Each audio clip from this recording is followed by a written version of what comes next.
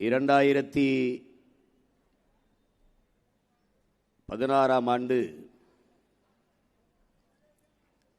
தேர்தல் களத்திற்கு வந்த நாம் தமிழர் கட்சி அதிலிருந்து தொடர்ச்சியாக சட்டமன்றம், நாடாளுமன்றம், ஊரக உள்ளாட்சி, இடைத்தேர்தல் என்று எந்த தேர்தலையும் நிராகரிக்காமல் தொடர்ந்து களத்திலே நின்று முன்னேறி வருகிறது.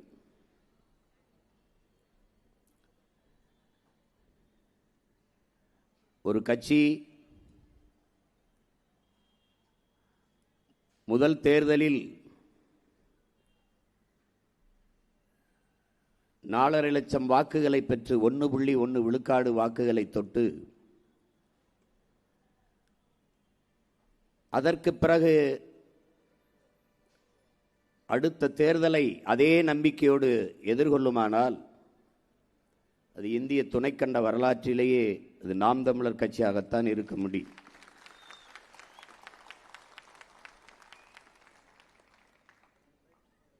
நாலரை லட்சம் வாக்குகளை வாங்கிய ஒரு கட்சி ஒன்று காணாமல் போகும். இதை ஏதாவது ஒரு கட்சியோடு கூட்டணி வைத்து கரைந்து போகும்.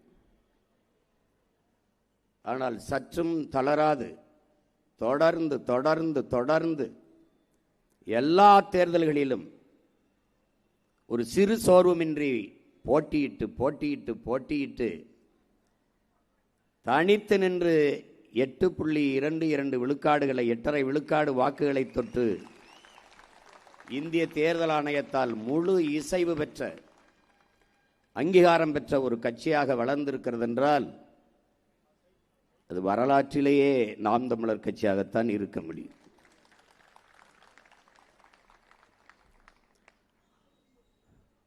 ஒரு முறை ஒரு செயலை செய்வதற்கு முயல்வது அது முயற்சி. அதில் தோற்ற பிறகு மறுபடி முயல்வது மறுமுயற்சி. அதில் தோற்ற பிறகு மறுபடி முயல்வது தொடர் முயற்சி. அதிலும் தோற்ற பிறகு மறுபடி முயல்வது என்பது முயற்சி செய்வது விடாமுயற்சி. அதிலும் தோற்ற பிறகு மறுபடி முயல்வது என்பது முயற்சி அல்ல, அடர்த்தியான நம்பிக்கை, அசைக்க முடியாத நம்பிக்கை. அந்த நம்பிக்கையில்தான் 4 பொதுத் தேர்தல்களில் தோற்ற ஒரு கட்சி, பல இடைத்தேர்தல்களில் நின்று தோற்ற ஒரு கட்சி அசைக்க முடியாத நம்பிக்கையோடு 5வது முறையும் தனித்து 234 தொகுதியிலும் களத்திலே போட்டியிடுகிறது என்றால் உலக வரலாற்றிலேயே ஒரே ஒரு அரசியல் கட்சி தான், அது நாம் தமிழர் கட்சி மட்டும்தான். அன்பிற்குரிய பெருமக்களே, என் அருமை உடன் பிறந்தார்களே, இங்கே அரசியல் என்பது எப்படி கட்டமைக்கப்பட்டிருக்கிறது என்பதை நாம் பார்க்க வேண்டும். எது அரசியல் என்பதை என் அன்பு உடன் பிறந்தார்கள், என்னிலும் இளைய என் தம்பி தங்கைகள் புரிந்து கொள்ள வேண்டும்.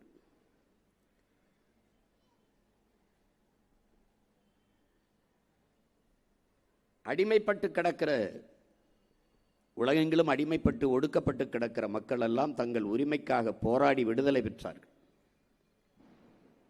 குறிப்பாக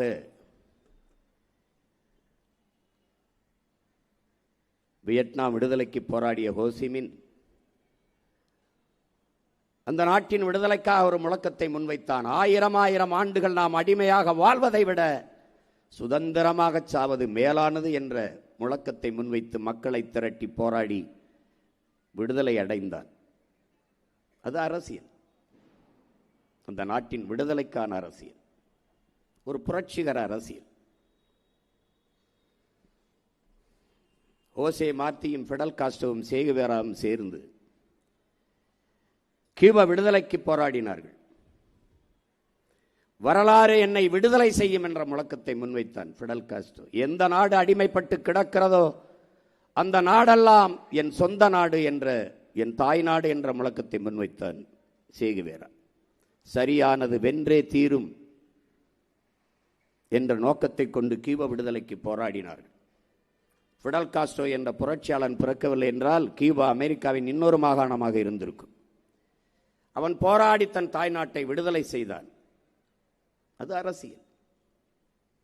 அடிமை நிலையிலிருந்து தன் இனத்தை மீட்பது, காப்பது, உரிமை பெற வைப்பது என்பது அது ஒரு அரசியல், புரட்சிகர அரசியல், மாபெரும் மாறுதலுக்கான அரசியல்.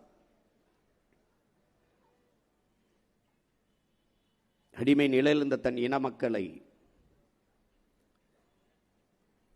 உணர்வு சூடேற்றி விசுப்பி விடுதலை பெற்றான் ஆபிரகாம் லிங்கன். இது அரசியல்.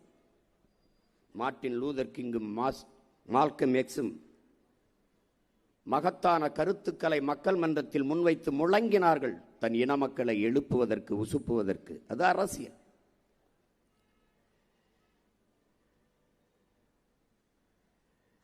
கருப்பின மக்கள் அடிமைப்பட்டு கிடக்கிற போது 27 ஆண்டுகள் கொடுஞ்சிறையில் இருந்து வாடி வெளியிலே வந்து அதே நாட்டை அதிபராக இருந்த ஆண்டான் நெல்சன் மண்டேலா. அது அந்த மண்ணின் மக்களுக்கான விடுதலைக்கான அரசியல், மகத்தான அரசியல், போற்றத்தக்க புரட்சிகர அரசியல். தாழ்த்தப்பட்டு வீழ்த்தப்பட்டு ஒடுக்கப்பட்டு கிடந்த மக்களின் உரிமைக்காக தான் கற்ற கல்வியையும் அறிவையும் பயன்படுத்தி புரட்சிகர அரசியலை முன்னெடுத்தார் புரட்சியாளர் அம்பேத்கர். அது அரசியல். இழந்துவிட்ட உரிமைகளை பிச்சை கட்டு பெற முடியாது, போராடித்தான் பெற்றாக வேண்டும் என்கிற புரட்சிகர முழக்கத்தை முன்வைத்தார். கோயில்களில் ஆடுகளை பலியிடுகிறார்களே ஒழிய சிங்கங்களை அல்ல என்ற எழுச்சி முழக்கத்தை முன்வைத்து தன் மக்களை உசிப்பினார், எழுப்பினார். அது அரசியல். இந்திய பெருநிலம் அடிமைப்பட்டு கிடக்கிற போது சுதந்திரம் எங்கள் பிறப்புரிமை என்ற முழக்கத்தை முன்வைத்த அண்ணல் காந்தியடிகள், பண்டித ஜவஹர்லால் நேரு போன்ற பெருமக்கள் ஒரு மாபெரும் அரசியல் கிளர்ச்சியை விடுதலைக்காக முன்னெடுத்தார்கள். அது அரசியல்.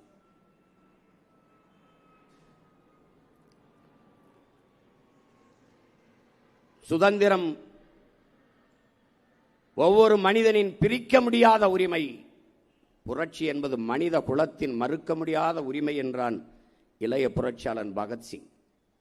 இதே இந்த நிலத்தின் விடுதலைக்காகத்தான். செக்கிழுத்தான் நம் பாட்டன் வஉசி, அதுவும் அரசியல்.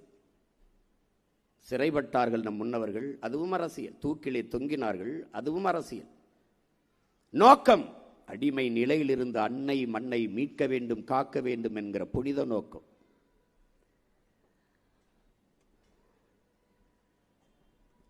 ஆனால் இப்படியான அரசியல், உலகெங்கும் அடிமைப்பட்டு கிடக்கிற மக்கள் அரசியல் செய்து தங்கள் விடுதலையை பெற்றார்கள். ஆனால் இங்கே பன்னெடுங்காலமாக அடிமையாக வாழ்வதற்கே மக்கள் அரசியல் செய்து கொண்டு இருக்கிறார்கள். இங்கே அரசியல் என்பது அரிசியும் பருப்பும் வேட்டியும் சேலையும் 1000ம் 500மாக சாப்பாடும் சாராயமாக மாற்றி நிற்கிறது. அன்பிற்குரிய பெருமக்களே, அருமை உடன் பிறந்தார்களே, சாதி மதம் என்பது வெறும் மனிதர்களுக்கு மட்டுமான உணர்ச்சி. அரசியல் என்பது எல்லா உயிர்களுக்குமானது.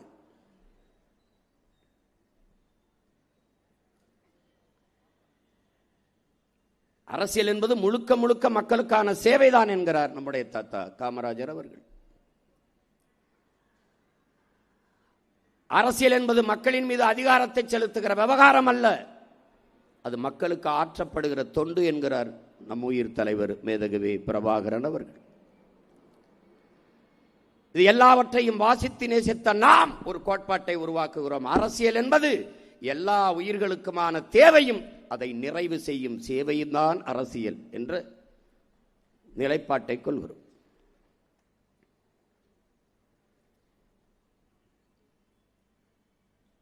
ஒரு நாட்டின் அரசை நிறுவுகிற அரசியலிலே சாதியும் மதமும் தான் முடிவெடுக்கும் என்றால், சாராயமும் பணமும் தான் முடிவெடுக்கும் என்றால், அந்த நாடு நாடாக இருக்காது, சுடுகாடாகத்தான் இருக்கும். பணத்தை முன்னிறுத்தி செய்கிற அரசியல் பண்பாட்டையும் ஒழுக்கத்தையும் சிதைத்துவிடும் என்கிறார்கள்.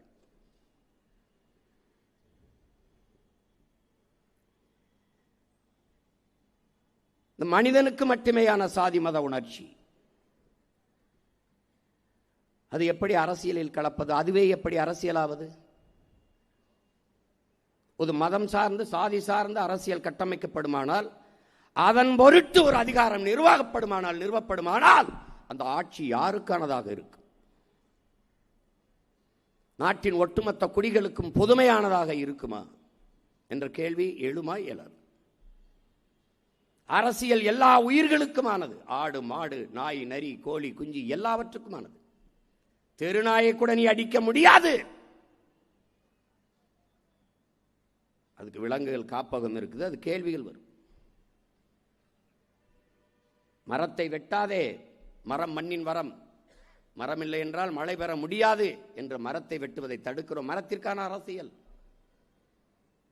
மாடுகளுக்கு கோமாரி நோய் வருவது முகாமிட்டு மாடுகளை காப்பாற்றுங்கள் என்று போராடுகிறார்கள். அது மாடுகளுக்கான அரசியல். மாட்டு தீவனம், மாட்டுக்கான இறை, அது விலை உயர்வு அதிகமாகிவிட்டது, அது குறையுங்கள் என்று வேளாண் பெருங்குடிகள் மக்கள் போராடினால் அது மாட்டுக்கான அரசியல். காடுகளில் செல்லுகிற போது பாலித்தீன் பொட்டலங்களை போட்டு விடாதீர்கள், அது வரையாடுகளும் மான்களும் காட்டு மாடுகளும் தின்று இறந்து போகும் என்று அங்கே பலகை எழுதி வைத்தால் அது மாடுகளுக்கு, காடுகளில் இருக்க விலங்குகளுக்கான அரசியல். சிகரெட்டை பிடித்துவிட்டு தூக்கி போடாதீர்கள், காடு பற்றி எரிந்துவிடும் என்று எச்சரிக்கை பலகை வைப்பது காடுகளுக்கான அரசியல். இப்படி எல்லா உயிர்களுக்கும் அரசியல் இருக்கிறது. ஆனால் இந்த நாட்டிலே சாதியும் மதமும் தான் முதன்மையாக அரசியலை தீர்மானிக்கிற ஆற்றல்களாக இருக்கிறது. அதை தாண்டி பணம். அறிவார்ந்த பெருமக்கள், அறிவு சமூகம் இதை சிந்திக்கணும். பணத்தை முதலீடு செய்கிற போது ஒரு தொகுதிக்கு 30 கோடி 20 கோடி என்று முதலீடு செய்கிற போதே அந்த இடத்தில் முதலீடு செய்பவனின் லாப தேவைதான் இருக்கும். மக்கள் சேவை செத்து போகிறது. வாக்குக்கு 2000 காசு கொடுத்து உங்களுக்கு சேவை செய்ய ஒருவன் வருவானா? மக்களுக்கு சேவை செய்கிறவன் எதுக்கு காசு தருகிறான்? ஒருவன் ஒரு வீட்டிற்கு திருடப் போகிறான், சுவரேறி குதிக்கிறான். அந்த வீட்டிலே ஒரு நாய் இருக்கிறது. அந்த நாய் அவனையே பார்க்கிறது, குறைக்கல. அவன் போகிறான், சுவரில் ஏறி மேலே குதிக்கிறான், அப்பவும் குறைக்கல, அப்படியே பார்த்துட்டே இருக்கு. மறுபடியும் உள்ளே போகிறான், அப்பவே அவனையே பார்த்துக்கிட்டே இருக்கு. ஒருவேளை இந்த நாய் கத்தி எழுப்பி விட்டுருமோ அல்லது கடிச்சு பெறுமோ என்று பயந்து அவன் கொண்டு போன ரொட்டி துண்டை எடுத்து அந்த நாய்க்கு போடுகிறான். பாய்ந்து கடித்தது. ஏன்? இவன் நம்ம முதலாளிக்கு, நம்ம எஜமானுக்கு, நம்ம வீட்டிற்கு வேண்டியவனா இருப்பானோ, விருந்தாளியா இருப்பானோ? அவனை நாம் குறைப்பது அவமானமாயிருமே, கடித்தால் அது பிரச்சனை ஆயிருமே, சரியாயிரா, தவறா போயிருமே என்று அது கடிக்காம இருக்குது. ஆனால் அவன் என்னைக்கு ரொட்டி துண்டை எப்போது போட்டானோ அப்ப திருட வருகிறான் என்று நினைத்து நாய் பாய்ந்து கடித்து விட்டது. இவன் உறவினன் அல்ல, திருடன் என்று அந்த நாய்க்கு தெரிகிறது. இந்த தமிழர்களுக்கு அது தெரியவில்லை என்பதுதான் பிரச்சனை.